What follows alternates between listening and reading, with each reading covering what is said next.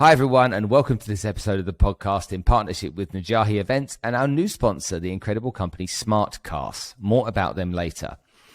As I've been doing this podcast now for some time, it's interesting for me to learn about people's mindset around money, their lack of wanting to learn about cryptocurrencies. Seems a bit too complicated, a bit too confusing.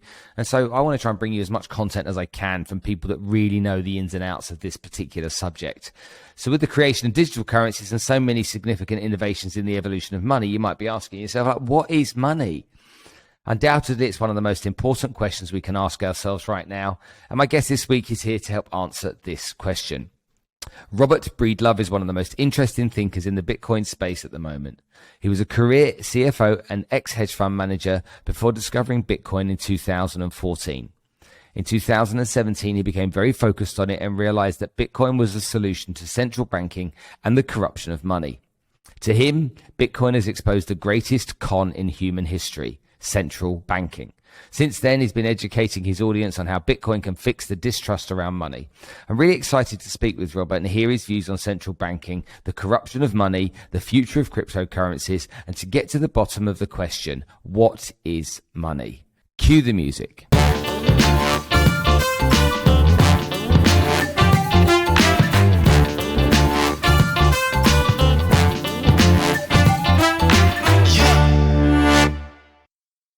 Robert, thanks for coming to join us on the show today. Somebody I've wanted to get on the show for some time, and someone that really gives a different angle, I think, to what a lot of people are thinking about at the moment.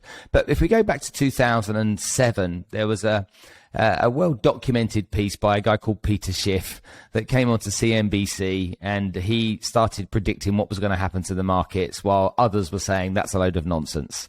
He was saying that borrowing was out of control and, quite simply, that the markets were going to crash and have an almighty crash. And once that happened, it was almost like he was a bit of a messiah. He predicted the future almost. However, in recent times, he's really anti everything crypto related and believes that Bitcoin's a load of nonsense. So maybe I can first start by asking you a question. Why do people that have got themselves, elevated themselves to a position within the investment space in the United States, why are there people still out there going, this is nonsense, it's not going to work? Well, it's a great question. And my best estimation is that Bitcoin is something so far outside of most people's worldview that it's hard to assimilate. I mean, you can't even really reconcile it to most worldviews to actually understand Bitcoin, like at least for me to understand. And I'm someone that likes to understand the very foundation of a thing, the why, right? I need to ask why 5 or 10 or 50 times to get to the bottom of it before it implants itself in my brain. And with Bitcoin, the key to understanding it is this question that I made the namesake of my show. I think it's so important, which is, what is money, right? We're all hustling for money. Almost every human on this planet spends most of their life in pursuit of money to one degree or another. Yet, and we also think through money, right? We're always like, it's how we perform economic calculation. It's how we compare prices and make decisions, and it's how we run our business. It's how we run our household. Yet very few of us have taken the time to stop and pause and actually take off the glasses and say, what is this? What is this technology or instrument or concept that I'm looking at the world through? And I think that maybe that's why it's just so, like, you can't just take your traditional. Here's a phenomenon I've noticed is that people, especially in, say, Wall Street or traditional finance, my background is as a certified public accountant. That's my education. I have a master's degree in accounting and finance. I was a career CFO, so mostly in tech, but dealing with money, operations, tech.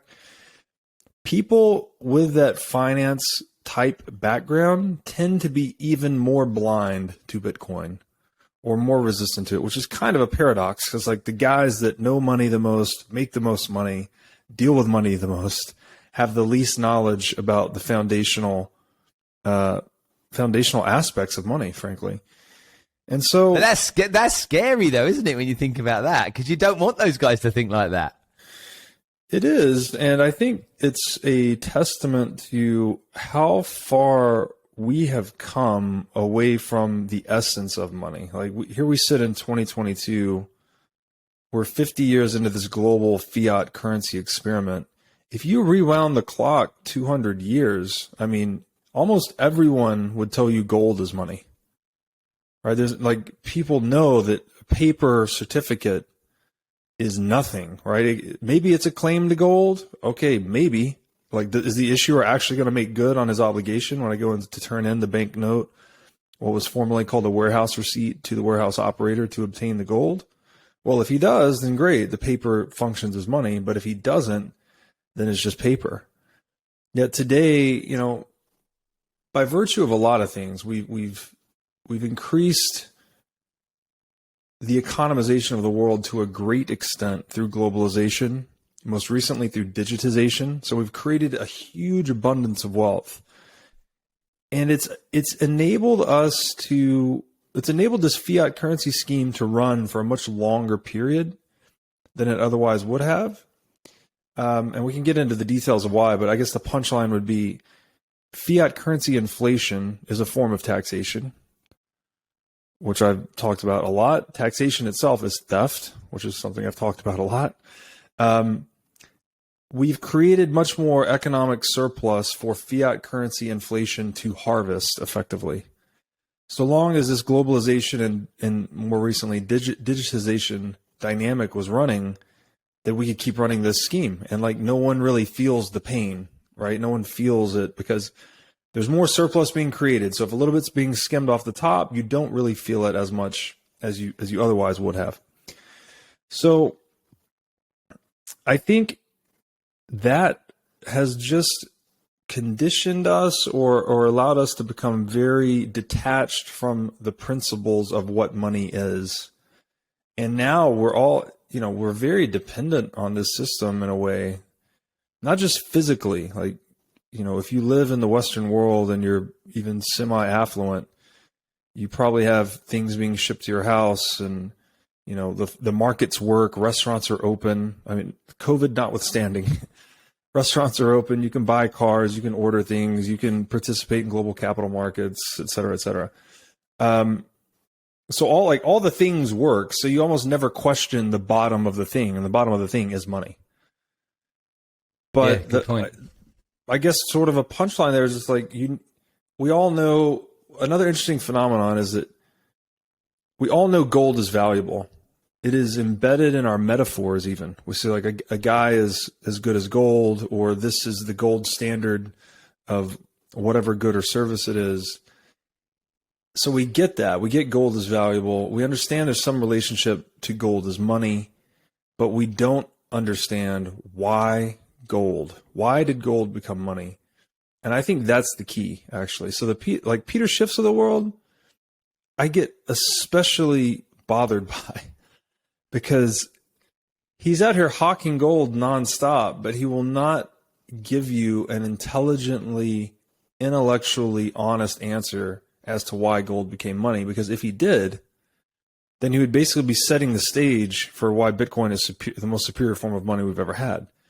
It disrupts gold across all the properties that make money. So that leads us into another rabbit hole, but I'll leave it open to you where you want to go with that. No, please, let's take it down there, because I think, I mean, we're in a part of the world over here. We're very close to India. The Indian rupee used to be the currency of this country 50 years ago. And so there's a real strong connection with India. And India is famous for being a gold buyer. Indians crazy about gold in all facets, whether that's jewelry or whether that's to hold as bullion. And so there's a real kind of connection to that. And it's almost like their connection to gold is being questioned now because of Bitcoin. It's like, should we have the loyalty to gold that we had, or should we really be pushing down the path? And that population's over 1 billion people, pushing down the path of being more crypto, or particularly Bitcoin holders, rather than the traditional gold that we would hold. Yeah, India is an interesting experiment, because they, like you said, they have a cultural fetish for gold, right? They love gold. I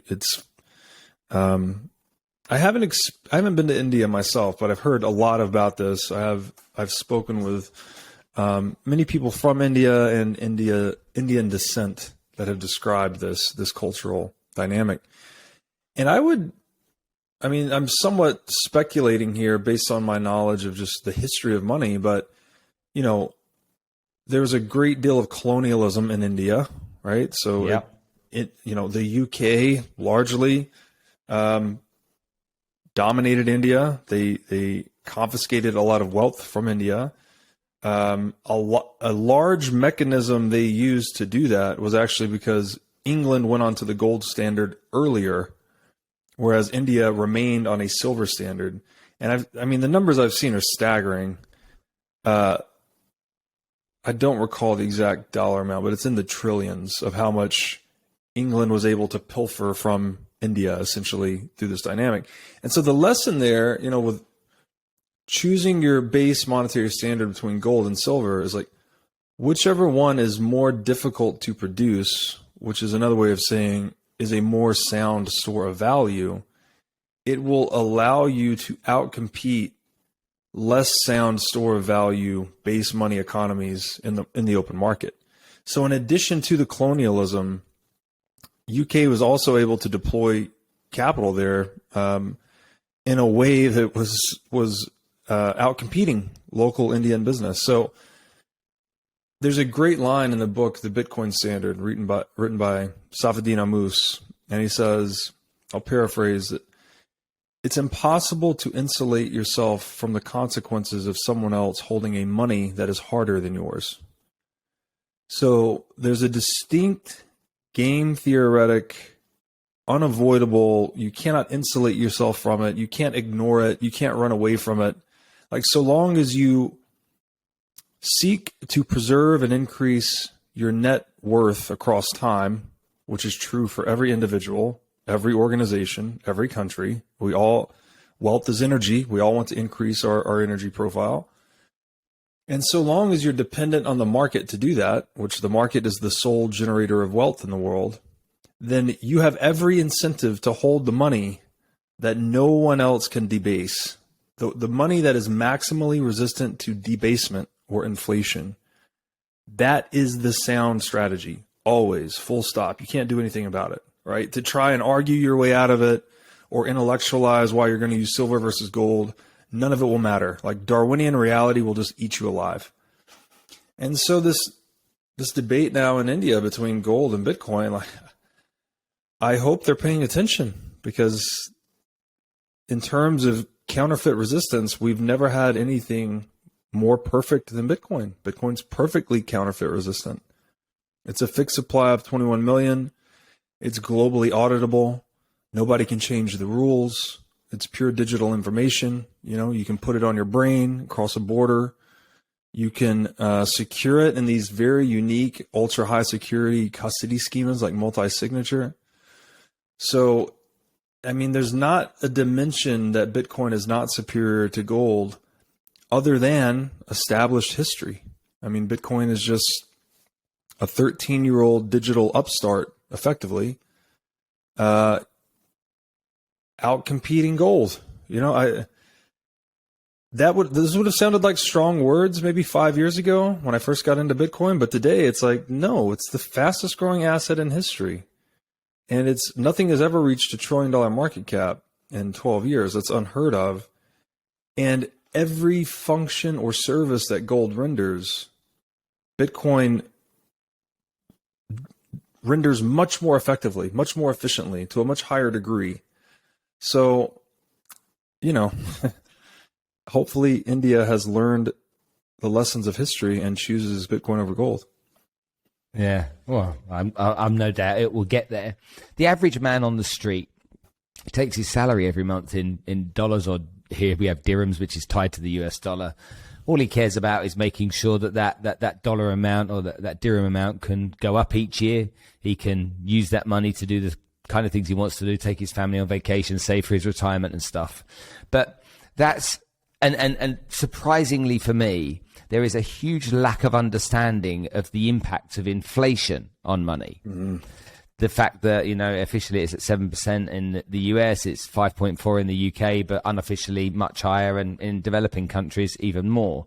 Now, I lived in Brazil in the 90s, and when I moved to Brazil, they just came out of hyperinflation. And that meant when you got paid your wages at the end of every month, you had to spend it straight away.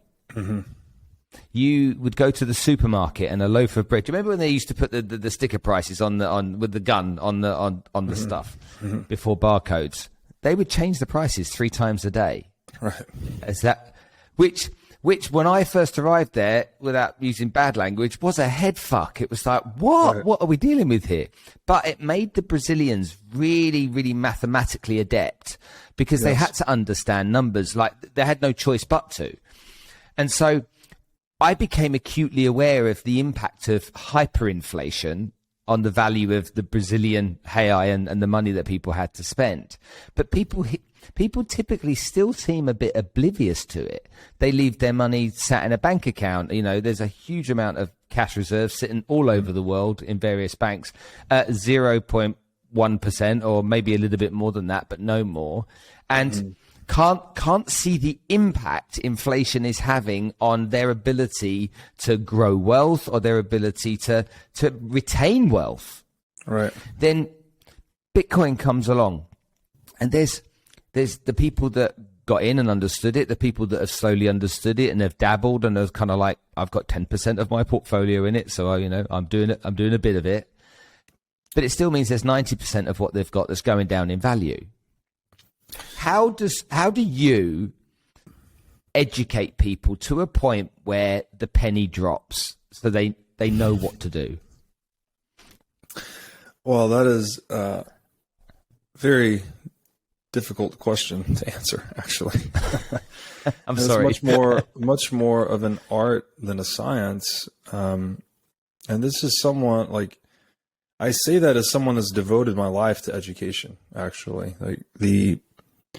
I've always been a lifelong learner, but more recently it has become apparent to me that my learning is valuable to others. Like, I need to learn out loud, so to speak. And I started this with the writing, and then the writing became people inviting me onto their show to talk about my writing. And then the talking became popular, and it's become a whole career for me. I've literally pivoted my entire career, which has been a funny experience, because I originally set out to be this nondescript, independently wealthy private guy in the hedge fund business. And now I basically just dumped all of that and said, I'm going to just step into this spotlight thing, in the Bitcoin world at least, to just share what I'm finding. And so to get to your question specifically, it's like, there's a real danger in denominating yourself in fiat currency of any kind. Again, I described earlier how we are looking through money. Money is a perceptual apparatus. It's like language. It's been called the language of value, actually. So if you are perceiving stock market performance, for instance, in the Venezuelan bolivar, well, that's the best performing stock market in the world. It's up thousands, tens of thousands of percentage. Well, that doesn't make any sense, though, because the currency is collapsing. What's going on? It's like, oh, it's not that there's actual productive value and want satisfaction being generated by this equities market in Venezuela. It is that the unit of economic perception is being diminished. Right? So there's this weird, like, inversion that I've described this as like a computer virus on the minds of humans. If you can inflate a currency at the right pace, like, you can't just hyperinflate it because it loses all of its meaning and relevance and people are reduced to barbarity effectively. But if you inflate it at the right pace, you can trick people into thinking, oh, wow, my house is more valuable than last year. My equity portfolio is more valuable than last year. All my private investments, they're going up. But so long as they are ignorant to this perceptual function of money, that it's actually being diminished, then they just, it's a way to trick people, ultimately. And so one way to wash this out that's very important is you can take, say, the past 10 or 15 years of the stock market bull run here in the US, the S&P 500. If you denominate that instead in gold, or you denominate it in the changes in the Federal Reserve balance sheet year over year, you'll see the true picture. Like the stock market is flat to down once you denominate it in hard money or net out monetary expansion effectively. So, you were talking about South America, and the Argentine inflation is something I've heard a lot about. I spoke to Saylor for a long time on the show. He had $1 million in one of his subsidiaries down there. They did a forced conversion, dollars to pesos. Yeah. And then they confiscate 90% of it. It's like a 2-day affair. It's like you're forced. You think you're safe. You're like, I'm in US dollars. I'm in an Argentine bank, but I'm in US dollars, so I'm fine. Well, what happens? The government steps in, applies force converts you to pesos, steals 90% of it. I've heard that, at sailors level. I've also heard this about individuals that lived through that, and it was very devastating. People I knew that had, intergenerational wealth were reduced to poverty in that event. So it's a very stark reminder that risk happens fast, like specifically counterparty risk. If your wealth or your assets or your property are subject to the whims or opinions of someone else, you're in a bad position, right? That you're in a bad position because all you need is one guy or one group to change their mind and you're fucked, basically. Excuse my French, but that's what happens. No worries. So another anecdote I'd like to point here is, in Weimar, Germany, you were describing they were changing the prices with the sticker guns often, right? At the grocery store. In Weimar, Germany, this is back in the 20s when they were undergoing their own hyperinflation.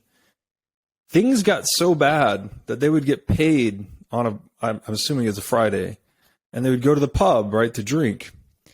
And they would buy all of their drinks at the beginning of the night. Because by the end of the night, they would have increased prices multiple times. So you can see, these anecdotes point to the obviousness of how anti-economic inflation is. And imagine that, flip it on the merchant, the barkeep, or the grocery store operator to stop and have to reprice everything every, few days, few minutes, few months, ever. It's crazy. I have some friends in Turkey, and they own a number of cafes, restaurants. They've gone through this recently. It's it is overwhelmingly detrimental to your operational efficiency to have to stop your operation, run all these complex calculations and reprice everything and hope you guessed right. Hope you did it enough to where you're profitable. But then the faster the currency is being debased, the more often you have to do it, up to the point of having to reprice your drinks 5 times in a night. So it's hold on a minute. Hold on. I think it is insane, but I think a lot of people will think, but that won't happen to me. That doesn't happen here. And isolating cases like I spoke about in Brazil, you've just spoken about in Argentina and Germany. I think if there was people were aware of all of these examples of where this has happened, and we've mentioned just a few. I mean, take Zimbabwe. I've got a many $billion note somewhere sitting around, which is worth no more than a few pence. And Zimbabwe had that problem. Lots of other African countries have been through that. Nigeria with the Naira, you've got your black market money. I think if people were then aware of how many times this type of stuff has happened over and over time, maybe it would stop people to think, could this possibly happen to me? Is there a way I can be or position myself safer than I currently am? Well, that's a great point. And one thing that I've discovered in my study of monetary history that no one knows, every time I say this, people are blown away. So the average life of a fiat currency is 27 years. There have been thousands and thousands and thousands of attempts since ancient China, right? At this attempt at fiat currency, which means because I said so. It's not something that freely acting market participants through voluntary exchange discovered to be valuable. It's something that typically a monopolist on violence says, you will use this or I will hurt you. I will hurt you or I'll put you in jail. So it's under the threat, under the shadow of force that fiat currency is imposed. Well, unsurprisingly, to some extent, like that doesn't work. People don't like to live under the thumb of others. So fiat currency is this twisted tool that they're compelling the demand, as I said, under threat of force, but simultaneously violating the supply, right? Either debasing or inflating the supply to enrich themselves. So it's only a mechanism for theft. It only does one thing. Like you could believe this illusion of inflation if you want, that, oh, my house is going up every year, but it's an effective deception. You can't, and you know this, right? In an economy, what are we doing? We're working and trading and innovating to solve problems, right? If there's a real problem, like you want a sandwich or a bunch of people want a sandwich, do you actually think I can just print pieces of paper to feed you? Like, it doesn't work. When you print new pieces of paper that are call options on the goods and services in the world, you're just stealing from some. You're stealing from those that are holding that dollar in anticipation of future exchange and giving to whoever you give the money to first to spend it. Like, that's all it does. So, I mean, this goes into a whole rabbit hole of why I think inflation, fiat currency, fiat itself is evil, actually. It's pure evil. It's only a mechanism for theft. It serves no practical function whatsoever. But leaving all that aside, I would say that the people that are reticent to accept this message, first of all, open a history book. It's like, I'm not making this up. The average life of a fiat currency is 27 years. Look for yourself. Understand that there is a great degree of inertia to human thinking and human herd behavior. There's safety in numbers, right? So we're all sort of programmed to take cues from those around us. As Tim Ferriss says, we become the average of the 5 people we spend the most time with. So there's some safety there, some perceived evolutionary advantage, but there's also a lot of risk, right? If you just follow the herd, then you're going to lose out on every major historical change ever. Because by definition, it's something that's outside of the mainstream view that happens, right? And so with money in particular, I think it's hard. You asked me about education, like how do I educate people? I do my best, right? I'm trying to get to the bottom of it. I'm trying to share what I find. But you know what's so crazy about this is that educators like myself can spend all of our time trying to educate people about Bitcoin, orange pill them, as we say, describe how money emerged, how Bitcoin's the best, blah, blah, blah. Do you know who the number one educator in the world is about Bitcoin? No. Government. When a government inflates their currency or oppresses their people or taxes their people too much, they become, as you described, mathematically adept, right? They went through it. They experienced the pain, the existential pain of actually living through a hyperinflation. Nothing works anymore. You become so desperate. Imagine if you completely severed all ties to the market suddenly. Like, you would be desperate. I would be desperate. Like, do you have a farm and beef cattle and like an Apple iPhone plant and like, can you meet all your needs self-sufficiently?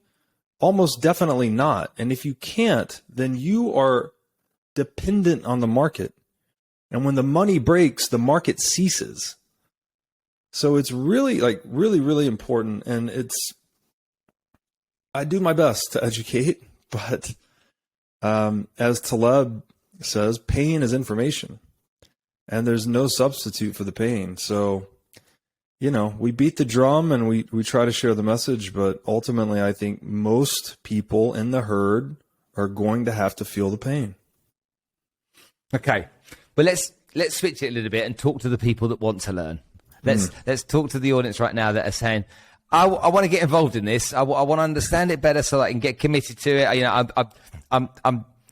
I'm buying the Kool-Aid. I haven't tasted it yet, but I'm definitely buying the Kool-Aid. So for people to want to get exposed to buying into cryptocurrency, what are the few massive upsides for them? Well, I mean, I would first, just to be very clear, I hold 100% of my cash balance in Bitcoin. Now, I do hold some US dollars just to meet short-term expenditure requirements for the business and myself and whatnot. But I treat Bitcoin like cash. It is, it's gold, it's cash, whatever. It's the only asset in the world that's independent of everyone else's opinion about it. You can't say that about any other asset in the world, even gold, by the way. If someone were to figure out how to profitably produce synthetic gold in a lab, then gold as money would fail instantly. So it's one technological breakthrough away from total failure as money, even though it's worked perfectly for 5,000 years. Now, that may sound like a remote possibility, but it's a vulnerability to well, hold on. money. Is it so remote? Because when you think about it, they've created synthetic diamonds. Mm-hmm. And again, diamonds have their values too, and arguably for different reasons, but they created and are creating synthetic diamonds, which will become more used in the marketplace and create some confusion and then some devaluation of that thing. So it does happen. So it's not impossible, is it? No, not at all. And you can check me on this, but when I looked at this about a year ago, synthetic gold is already a thing. Like, we can create synthetic gold. We just can't do it profitably, right? We can't produce 1 ounce of synthetic gold at a cost lower than its market value. But never bet against human ingenuity. Like, that's of all the things in human history you don't want to bet against, that's the number one. Like, we keep figuring out this tech thing in some crazy new, previously unimaginable way. So I say all that to say that it is, in my view, Bitcoin, not crypto. I don't touch anything else. I've looked at all of it. I've written research reports. I've done valuation deep dives. I ran a hedge fund in the space for a number of years that really looked at these projects closely. And I've yet to identify a risk-adjusted return on an asset that's better than Bitcoin. I'll try to unpack that a bit. So Bitcoin's a sub $1 trillion market cap asset today. It's competing to be potentially the premier global store of value, the ultimate risk-off asset, if you will. Like, today, it's considered very much risk-on, right? Very volatile, speculative, etc. But it is that only because it is potentially disruptive to gold. And gold is the ultimate risk-off asset, right? This is what central banks own and hoard. This is what countries go to war over. This is what victorious countries demand tribute be paid in. It is the pun intended gold standard asset, right? It's the premier asset across all human history. And all Bitcoin needs to do as a sub $1 trillion asset to disrupt gold and global store of value more generally. And, the total addressable market for Bitcoin is somewhat debatable. I would say it's a fairly strong consensus that it's well north of $100 trillion. And it's, again, sub 1 trillion today. I actually think it's more like above 200 trillion if you look at all global stores of value. All Bitcoin needs to do to disrupt gold and eat a lot of that market share is exactly what it's been doing perfectly for 13 years. It just needs to create a new block every 10 minutes and adhere to a supply cap of 21 million. And by doing that, it's a very simple technology. There's not a lot of bells and whistles to Bitcoin. It's boring, frankly. But when it comes to money, you want boring. I want boring. I want the thing that no one can F with. That is my ideal money. So I only focus on Bitcoin. I do not focus on alternative crypto assets, which I view all other crypto assets as effectively liquid venture capital. You've done a copy paste of Bitcoin, and you're now trying to compete with Bitcoin directly, which I think is a fool's errand for a number of reasons, or you're trying to address some other market niche. And I just, money is the most valuable market in the world. So even if every other crypto asset succeeded beyond my wildest imagination, I don't think the combined market cap of all of them would even hold a candle to Bitcoin. So interesting. That would be my first piece of advice. That's such that's a massive endorsement, isn't it? Really, because obviously anybody getting into this space that's opening up a Kraken account, crypto.com, Binance, whatever it may be, is getting seduced by these other stories around, how Ethereum does this, how Solana does that, etc., and how NFTs are the future, and they don't know. They really don't know, but then someone will produce a bit of content, will say, if you invested $100 in Solana in January 2021, it would be worth gazillions and squillions right now. Yeah. And so how do people get to a place where they can disregard all of that and call it nonsense? I don't. Again, I guess the short answer again would be pain. To go through. I've traded across multiple Bitcoin/crypto market cycles now, and it is extremely difficult as a former fund manager. The benchmark, by the way, I still talk to dozens of these funds across the world. Their benchmark is buy and hold Bitcoin. And very few of them can outperform buy and hold Bitcoin. Some can. I'd say probably about 1 in 10 funds can outperform buy and hold Bitcoin. But there's a ton of risk involved with that outperformance. Not only if you're an LP in the fund, there's counterparty risk there, but then they're taking all kinds of counterparty risk, lending and loaning and staking and borrowing and all these different, complex permutations of crypto games, as I call them. But how can someone resist that absent the pain? I don't exactly know. It's so alluring, and these narratives are spun up to be so attractive, and it's Web3, it's going to democratize the world and give power to the little man, and every conceivable marketing ploy you've ever seen is like super concentrated into crypto world.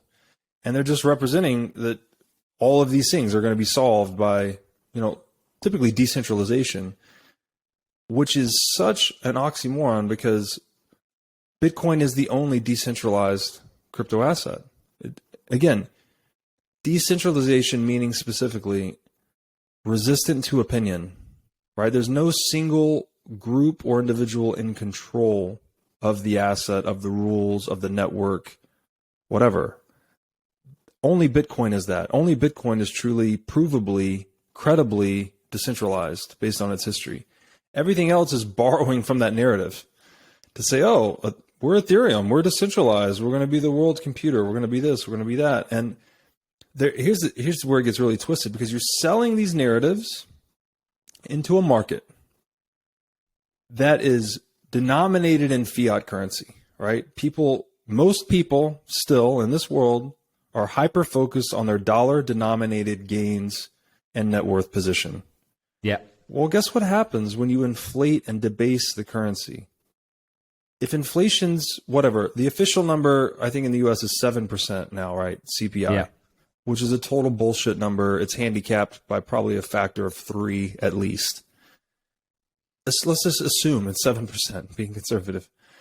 You now have to generate returns of at least 7% to break even in your dollar-denominated position. So what does this mean? This means that inflation is forcing economic actors further out along the risk curve. And you see this at every level, right? Endowments are taking on leverage. Every large capital pool in the world is taking on increasingly exotic investment positions in an attempt to generate a real return, which is an actual rate of return less net of inflation, right? 10% less 7% is 3%. So what happens with inflation is that it induces a gambling behavior. It induces market actors to be more risk-taking, more gambling. And what are these crypto assets doing exactly? They are singing the siren song of these asymmetric returns. We're the next Bitcoin. We're the next this. We're 10,000x. We're going to solve every problem in the world. We're the ultimate NFT. So it is, it's a very pernicious problem, that people are thinking in dollars. Yeah. It induces them to gamble, and these are the ultimate gambling devices. But beneath all of this BS is digital gold. That's the only real play that I see in the market. It's really interesting you say that. You've got a combination of greed and ignorance that play a part. Right. And I remember I come from a wealth management background, so I've lived a life, 30 years of talking to people about 6, 8, 10% returns. Mm-hmm. Well, if you talk to anybody nowadays about 6, 8, 10% returns, they're like, right. No thanks, mate. And you're right. It's leading them down the path of them feeling that they need to make, just what did the FTSE make? 18%. The Dow made, 20% last year, and Nasdaq a bit more. And that fits into their norm now.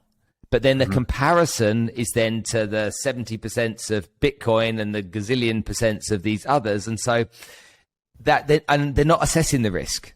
Mm-hmm. They're just sucked in, seduced into the greedy is good type of mentality, wanting to get things working for them. Mm-hmm. It's really interesting that you bring that up. Okay, so basically, rule number one. Okay, if we were to follow Robert's instructions or education, it's Bitcoin's the number one and only we should consider. I want to be clear that one of the things I really try to do in my work, and you asked about education, is I don't want to be dogmatic about Bitcoin necessarily. I'm happy to share with you the findings I found for myself, but it's based on my homework, my study. So what I recommend and advocate for first with everyone is do your own homework and your own study. Like, your portfolio construction should reflect your convictions. I'm not here to sell you Bitcoin. I don't give a shit. You go do whatever you want. I'm here to compete with you, actually, as a pure capitalist. I'm going to hold the money that I think is best. You can go and hold whatever you want. I make no moral judgments about what you hold. However, if you want to ask about what I found, I'm happy to share that. That's what I do, right? That's the education component. Yeah. One thing I'd like to add here. So you said the 6, 8, 10 returns that's gone now, right? That itself, that is a manifestation of the inflation mind virus that I described earlier. Literally, the US dollar is an SQL database maintained on premise at the Federal Reserve, and that database can be updated at an effortless keystroke of, I think we need 7 governors' approval. That impacts 4 billion people worldwide.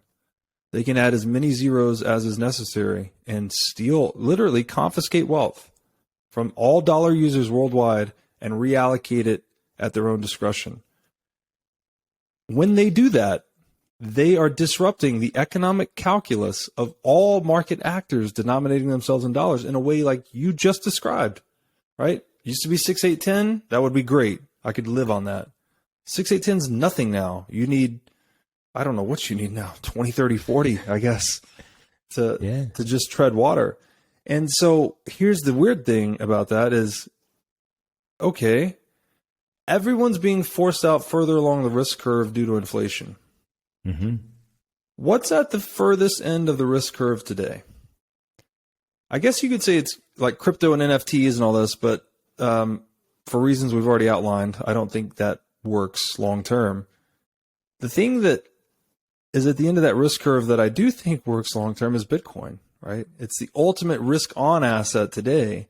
But as we said, only because it is competing to be the ultimate risk-off asset, which is to say more trust-minimized, safe, stable investment than gold itself. So what I'm trying to throw light on here is the self-defeating nature of fiat currency and central banking. It's like the more dollars you print to try and paper over whatever economic bad decision you've made, you're just fueling and accelerating the success of Bitcoin. So Bitcoin's like a stone falling from this risk on asset down to this position of ultimate risk off asset. And in that way, one of the simplest ways to describe Bitcoin is like, it's just an insurance policy on central banking or fiat currency. The more dollars they print, or the more whatever fiat they print, the more valuable that policy becomes. You know, it's interesting you say that, because for me, I think a lot of people are oblivious to the printing of money, you know, that they don't necessarily understand, first of all, why it's done. But secondly, they pay no attention to the fact that they've got a free rein to do that as much as they want. And we're not talking about developing countries here with third world currencies. We're talking about the biggest countries in the world. Every country. The biggest. Yeah. And so the ability for a government to switch that on whenever they want to should put the fear of God into anyone. Agreed. I mean, again, you know this in business, right? You know, the main thrust of business is to keep your options open. So if you are ever beholden to the opinion of someone in a contract or a situation, whatever, like you have less leverage, you have less wherewithal to act as you see fit, right? You are subject to the discretion of someone else. That's a position you do not want to be in business, period, no matter what the situation. You want to be independent, right? You want to be well-heeled, a lot of equity, low debt, high net worth position gives me the basis and foundation to move and act and be opportunistic as I see fit in the world. And then when there is some type of economic crash and there's a forced seller or someone's getting liquidated on a position, well, now I can use my equity base to go in and buy them out cheap, right? And further increase my position. This is the name of the game. Mm-hmm. We all get that. If you're an entrepreneur, you've been in business, whatever, you get that. But what you haven't done is taken that principle and looked at money, like money itself. Who are you vulnerable to in that base position? We think holding dollars is such a great, safe position, but it's not. You are always incurring this counterparty risk to the Fed. And it gets beyond that too. There's a Eurodollar system that's like an offshore derivative system of the dollar that the Fed doesn't even control. Like, it's become a real Frankenstein. But I guess... But actually, hold on a minute, because this is really interesting. People will think holding dollars is risk adverse. They'll think that crypto is risk.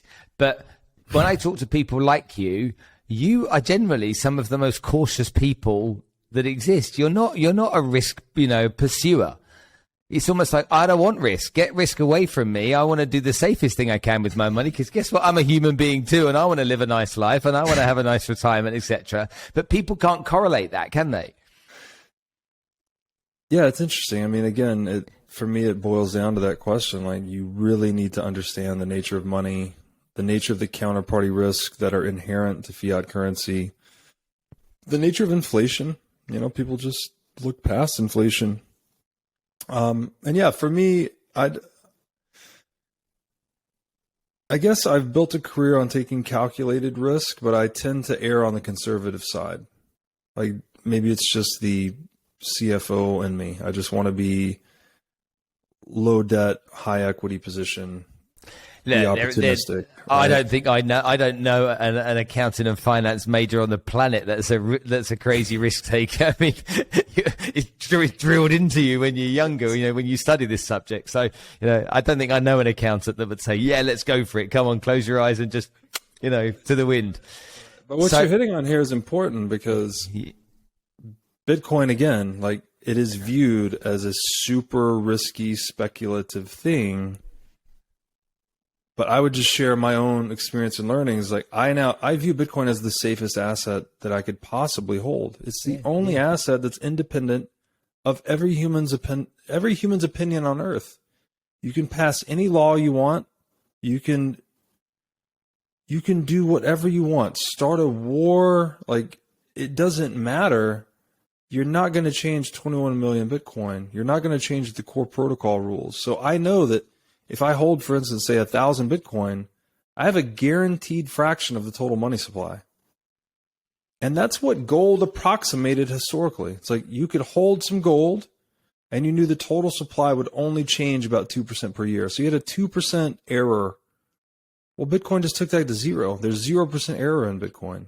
You know, full stop, the fully diluted cap table, if you will, of Bitcoin. You know what it is, and everyone else knows what it is. So it becomes the premier, most desirous asset in history, in my opinion.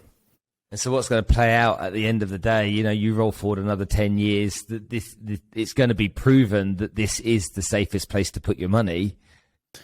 And the people that bought into that philosophy and that theory, you know, now or a few years back, are the people that have reaped the rewards.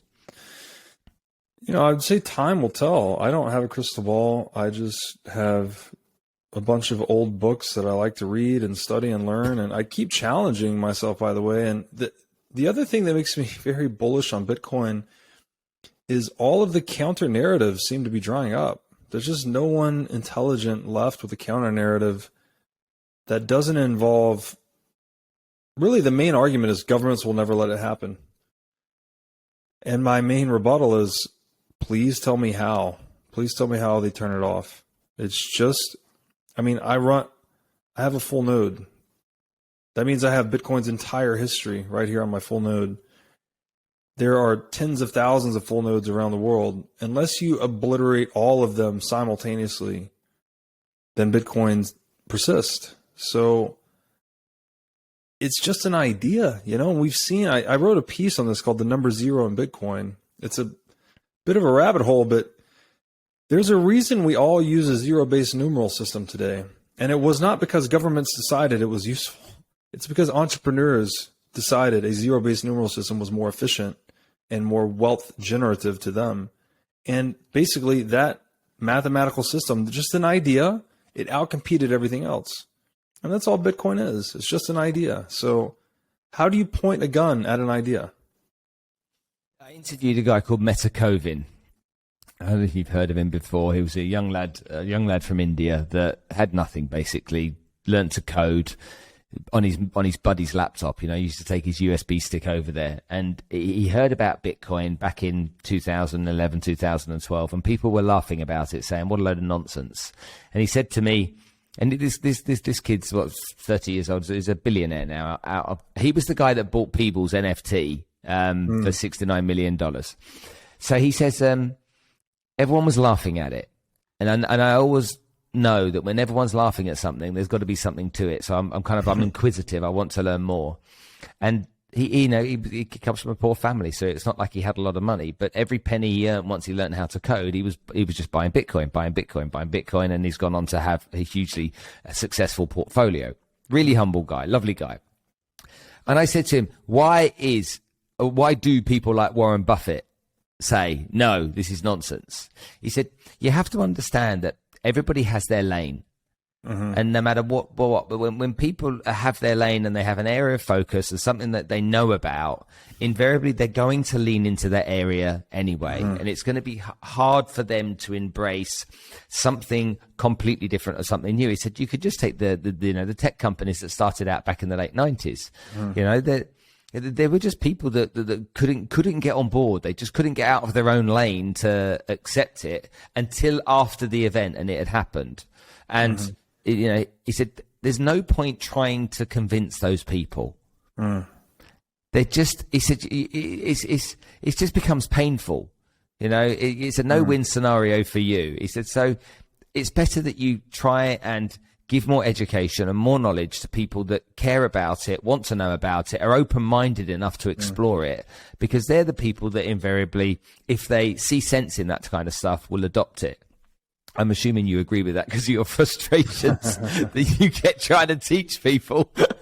Well, no, it's an excellent viewpoint on his part. And, you know, this is the essence of the economy, actually. We all specialize and we trade with one another, and we all benefit from the collective benefits from individual specialization. But what does that mean? I mean, it's like, okay, each one of us gets really good at our craft or stays in our lane, as he's describing. But that comes with a trade-off of not knowing everyone else's specialization or everyone else's lane, right? So, and I would add with Buffett, there's the element of incentive blindness. 40% of Berkshire's portfolio, last I looked, this was probably a year ago, were large banks. I've heard they've divested some of that since. They've acquired some physical gold. They're dealing with the inflation like everyone else. What's going on here? But, as we started this conversation, it's Bitcoin is worldview shattering. This is the Bitcoin rabbit hole. This is the essence of the Bitcoin rabbit hole. And this is why no one has found the bottom of the Bitcoin rabbit hole, because you start to look at the entire history of humanity, specifically over the civilizations of the past 5,000 years, where gold started to emerge as money, at first in certain pockets, resisted by some, outcompeted by those that resisted it, etc., and then eventually it globalized. That is the most important tool in human history. It bootstrapped capitalism itself. The reason we are having this conversation, the reason Apple Computers created this laptop for me to have this conversation with you, is because it inherited a flow of economic surplus and abundance from capitalism itself, which was bootstrapped by the existence of gold. So gold is the most important thing we have ever used as a species in terms of increasing the standard of living and aggregate wealth. And now, and that alone is crazy, right? Most people will be like, what do you mean? Keynes told me it was a barbarous relic. Like, it's just a stupid rock. It doesn't do anything. But the idea of having an asset that was counterparty resistant, immune to the opinions of others, something that was beyond the control of man. It's so important that we have something beyond our own control, so that we have a fair and equitable rule set to play by. If we can bend and twist the rules, that's a problem, because if I can make the rules of the game, I can win in perpetuity. And nobody likes that. No one wants to play that game where you can't win, right? No one wants to fucking play that game. So what is Bitcoin? Bitcoin's this disruptive digital technology to gold, the most important innovation in human history, gold, that is an unchangeable rule set. It's a set of rules that none of us can twist to our own benefit. So if I can't make the rules or violate your property to become wealthy, then my only productive strategy is to be an entrepreneur, to engage. I can't engage in taking from you. Therefore, my incentives are shifted towards making, which is, long-term trade, entrepreneurship, innovation, etc. So Bitcoin is like this paradigmatic shift on the entire incentive landscape for humanity forever. And that's why, back to your original question, why does nobody get it? Nobody gets it. I don't get it. What is Bitcoin? I have no idea. I'm trying to describe it 10,000 different ways through all these analogies, but it's something we've never seen before. It's about the only thing you can say of it.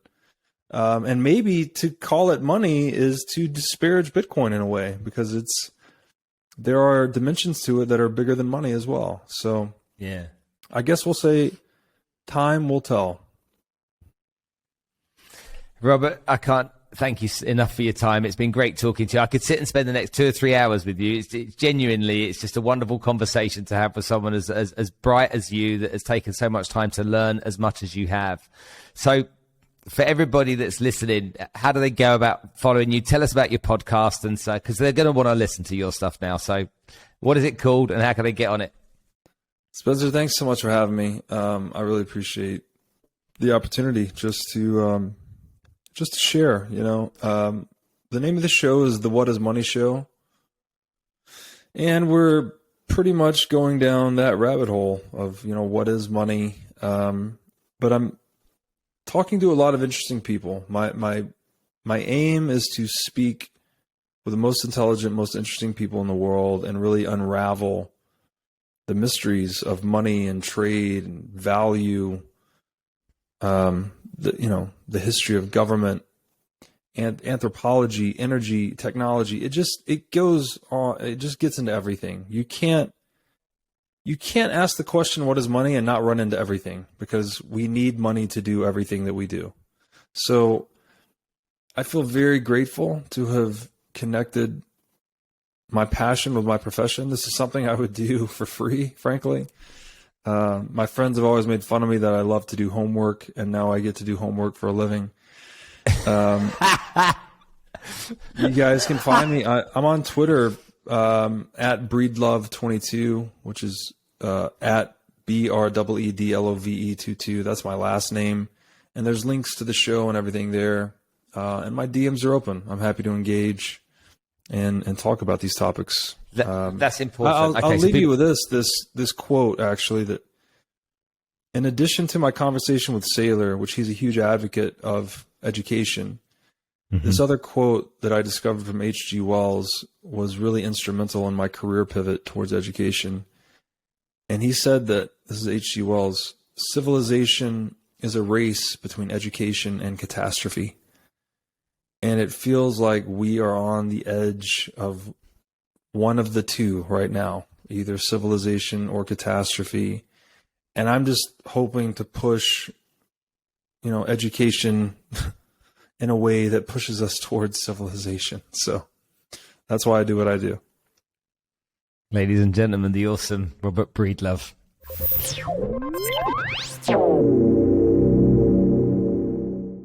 Are you worried about food security? Our sponsor, SmartCast, is. And just hear this for a second. If we continue to farm the way we do, we'll not be able to feed the 10 billion people that are going to be on this planet by 2050. Climate change and overpopulation has resulted in outdated and unsustainable farming practices, significant price increases, as you know, pesticide contamination, instability in the food supply chain. And what SmartCast do is they seek to eradicate the food problems in the world. They provide food security as a service.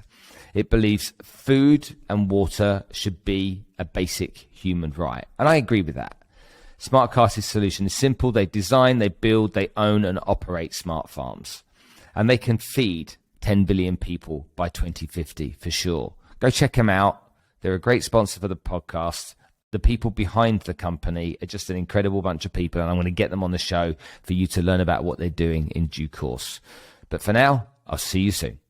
Well, there you have it. The awesome Robert Breedlove. I promise you I could sit for hours and hours and talk to him. He's so wise and he's so well educated and he's willing to share as much. So go follow that podcast that he's mentioned. It's important. If you want to learn about money, you listen to it. If you enjoyed this show, which I hope you do because you're sitting here listening at the end, then please do me a favor. If you're on iTunes right now, then just leave a 5-star rating. If you're on any other podcast app, please, please, please show some love. It really is appreciated. I can't tell you that enough. If you're watching this on YouTube, you can click over there and get more episodes of the podcast, or you can click here and you can subscribe. Costs you nothing. What you're going to get is access to all of our content on a regular basis. As and when I produce it, it's going to come straight to you, straight to your inbox. So I'd love you to do that. Do that if you want, but I'd love you to do that and become part of our community. Thanks very much for joining us on the show today, and I will see you very soon.